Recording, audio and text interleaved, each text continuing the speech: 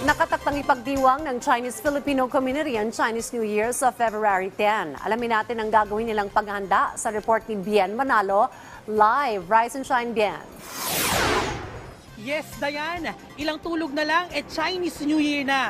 Kaya inaasahan ngayong araw na dadagsa ang ating mga kababayan dito sa Chinatown sa Binondo, Manila para mamili na kanilang mga panghanda at nang maging mga pampaswerte.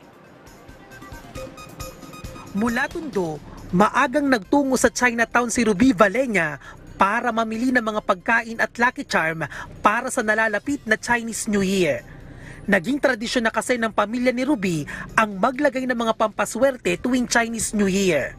Kwento niya, maganda ang epekto sa kanila ng pagsunod sa feng shui, lalo pa at sinasabihan niya ito ng sipag at tiyaga. Iba yung pag-iingat at pagdarasal. Kumbaga, kasanayan na namin ito eh. Tsaka ito na yung talagang plano namin. Kagaya niya ito, bawat kada taon pupunta kami ng Umping. Dadayo pa kami para makabili lang kami ng mga sabay sa uso ng taon. Nasa atin na ang paniniwala.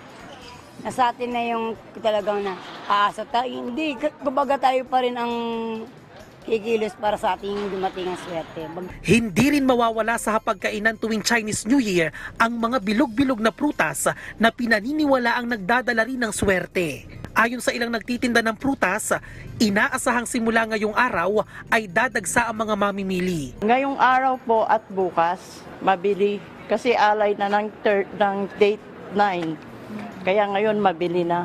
Kaya payo niya sa mga mamimili, Tignan nila ng mabuti yung mga magaganda para maabot hanggang Pasko nila, hanggang bagong taon nila. Ganon. Kasi may mga tira-tira, ganon. Pangit yung mga iaalay nila. Kailangan yung fresh. para naman sa mga nagtitinda ng mga Lucky Charm, mabenta pa rin ang mga pampaswerte tuwing papalapit ang Chinese New Year. Malamang mga Webis, Biyernes po yan. Talagang dagsang tao dito. Po, kailangan din masipag. Kasi hindi naman porkit may paswerte ka na, kung tamad-tamad ka naman, wala. Useless din yung alay mong pampaswerte. Sa February 10 na ang Chinese New Year, kaya marami na ang naghahanda para rito. Base sa feng shui forecast, kasaganahan, mga pagpapala at kaginhawaan ang hatid ng Year of Wood Dragon. Maraming salamat sa report, Bien Manalo.